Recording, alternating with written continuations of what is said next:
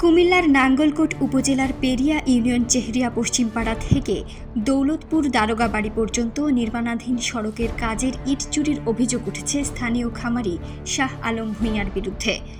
সড়ক নির্মাণ কাজে ব্যবহারের জন্য রাখা ইটের মধ্য থেকে প্রায় ৫,০০০ ইট চুরি হয়ে যায়। স্থানীয়রা খোঁজ নিয়ে দেখতে পান দৌলতপুর ভূঁইয়া বাড়ির শাহ আলমের গরুর খামার ও ২টি পুকুরে ওই ইটগুলো রাখা রয়েছে।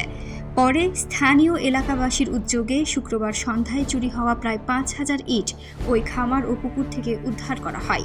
বিষয়টি এলাকায় চাঞ্চল্যের সৃষ্টি করেছে।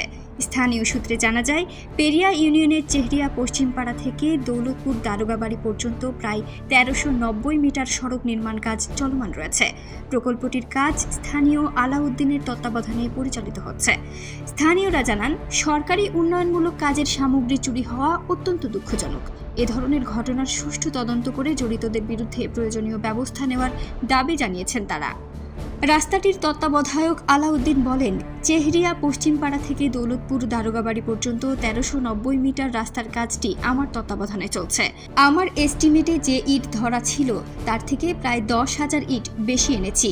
এখনও আমার এজেন্টের কাজ শেষ হয়নি। তখন আমার সন্দেহ হয়।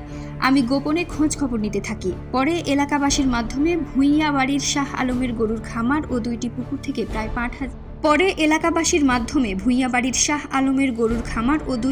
থেকে প্রায় ৫,০০০ ইট উদ্ধার করি। আমি এলাকাবাসী ও প্রশাসনের নিকট এর বিচার দাবি করছি।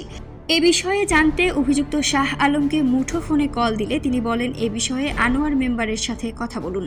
উপজেলা নির্বাহী কর্মকর্তা লিজা আক্তার বিথি বলেন, বিষয়টি আপনার মাধ্যমে জেনেছি। ঠিকাদার থেকে কোনো অভিযোগ পাইনি। অভিযোগ পেলে তদন্তের মাধ্যমে দোষীদের আইনগত ব্যবস্থা গ্রহণ করা হবে।